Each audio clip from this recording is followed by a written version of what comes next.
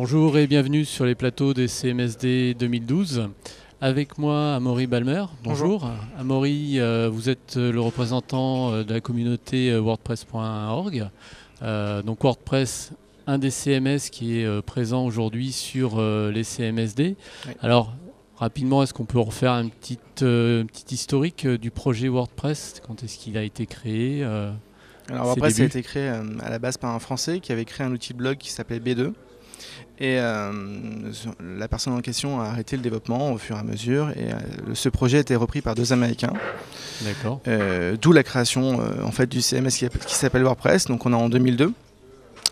Et depuis, en fait, WordPress a évolué au sein d'une communauté grandissante au fur et à mesure. Donc maintenant, à la base, c'était vraiment un outil de blog qui a évolué progressivement vers un CMS classique avec des fonctionnalités vraiment pure CMS.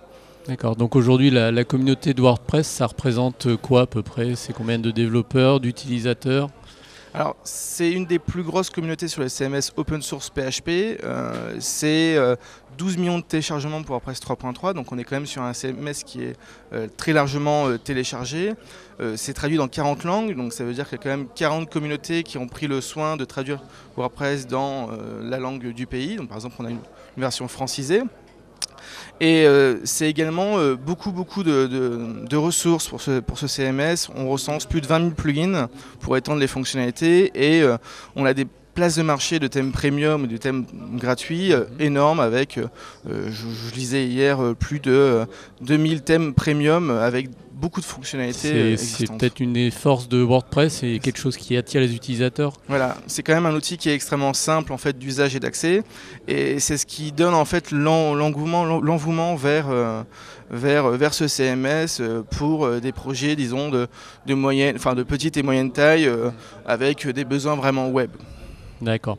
Alors l'actualité principale aujourd'hui, c'est la sortie de la version 3.4 depuis hier. Exactement. C'est tout frais. C'est Alors, vraiment... les grandes nouveautés? Alors c'est vraiment tout frais parce que WordPress 3.4 est sorti hier, la version francisée est sortie également le même jour.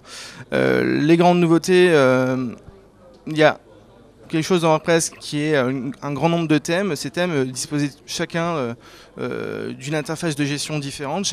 Finalement, chaque fournisseur de thèmes proposait son interface. Dans WordPress 3.4 qui est sorti hier, on a la possibilité, via un outil, un configurateur de thème, de pouvoir personnaliser le thème en temps réel avec les modifications. Je change la couleur, je vois la modification en temps réel, de vraiment pouvoir personnaliser son thème. Donc c'est vraiment essayer d'uniformiser en fait la façon de gérer et de personnaliser ces thèmes. Et les autres avancées, ça concerne particulièrement la traduction, les améliorations de la performance. Ça passe par de la mécanique interne, mais également par une segmentation de la traduction, partie conseil d'administration, partie publique. On obtient, sur une version francisée, 30 à 40% d'amélioration.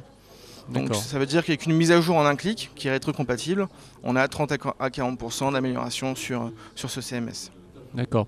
Aujourd'hui, les principales utilisations de WordPress, c'est, on parlait du blog qui est un peu son origine historique, mais on le retrouve aujourd'hui sur des grands sites institutionnels ou d'information? Effectivement, on le retrouve effectivement sur des blogs à haute fréquentation, on le retrouve sur des sites institutionnels.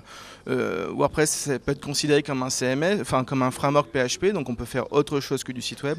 On peut faire des applications Facebook, on peut faire des applications mobiles. Je pense aussi de plus en plus à un usage de type usine à site.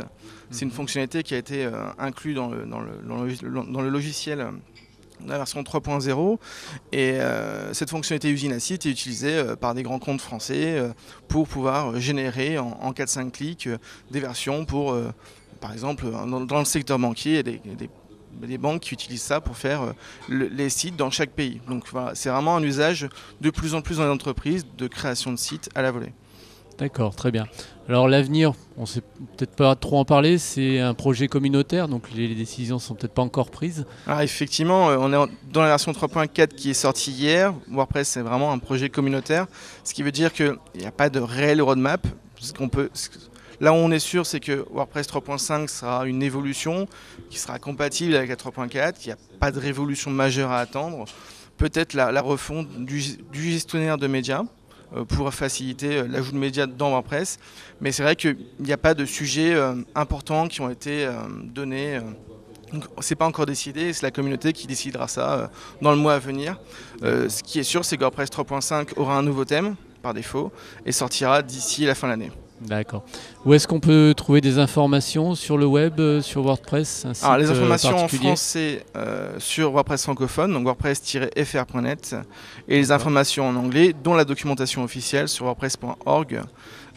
Il suffit de taper dans Google WordPress et on trouvera vraiment toutes les ressources sur le sujet. Ok. Très bien, Amaury, je vous remercie pour toutes Merci ces à vous. informations. Bon CMSD et à Merci. bientôt. Bientôt. Au revoir. Au revoir.